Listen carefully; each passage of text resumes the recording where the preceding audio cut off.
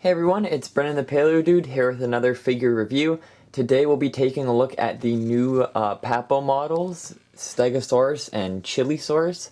I picked these guys up at my local Mastermind Toys for a really decent price, especially in Canadian dollars.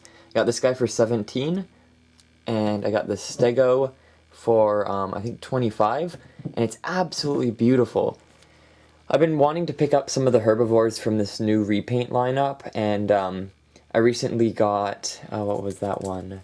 The Proceratosaurus with its new vibrant colors, and I'm super glad to finally pick up the Stego, as it just has absolutely stunning patterns on it, and its position is like the old one, it's just repainted. I think the old one was based off of Jurassic Park coloration, along with, the rest of the old Papo lineup, but this guy here I'm especially fond of, the chilesaurus. It actually made me look into the dinosaur, as I wasn't too familiar with it, and what's very interesting is paleontologists are unsure where this dinosaur falls, and classification-wise, which is like, oh, is it more related to theropods, or is it more related to, like, ornithian dinosaurs, and yeah, and it's very interesting. You can see this creature has, dinosaur has two fingers. I first noticed that when looking at the figure for the first time. I didn't really notice it in any of the kind of photos that were shown off when the lineup was first released. But yeah, it's my first time noticing it, and I think that's pretty cool. It's tiny little arms, kind of reminds me of a Tyrannosaur's arms. But you can see it's got quite a long neck and a little beak at the end of the snout, and the teeth inside are also painted, which is really cool that they've got those details. And I love the facial design too. You can see the eye has many different colors on it, and just overall the paint job's really nice with this kind of orange scattered texture on the front of the body, and then you can see the lower and backer half has this kind of green pattern. And I love the position too. It's kind of like a defensive or maybe startled position, and you can see the back foot's kind of raised a bit too. So this is going to be perfect for photography. This guy lived during the Jurassic period, I think the late Jurassic, and of course it's named after where it was found. I also love how Papo does these little like quills or spines sticking out of the back. They tend to have those on stuff like the Cryolophosaurus and the Allosaurus, and it's a nice touch to see them kind of on here so the back's not too bland.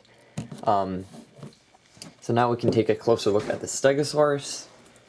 I like the paint job on the tail spikes, the thagomizers. It really makes the cracks stand out a lot more.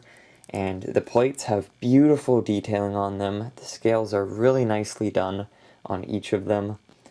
And it's got this kind of faint reddish brownish hue, which is very reminiscent of classic Stegosaur designs. And overall, again, the paint job's just phenomenal. It kind of reminds me of this like deserty environment, or more arid, kind of like what the Jurassic was at most periods of time. You can see the head too. It's got a longer shape, very characteristic of Stegosaurus.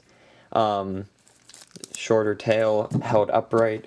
It kind of has a mix between older and newer Stegosaur designs. Usually you see in Stegosaur models the tail just is straight out the back, but this one is both raised and then it dips down into a kind of lazy lower position, so it's not the most accurate, I guess, in design.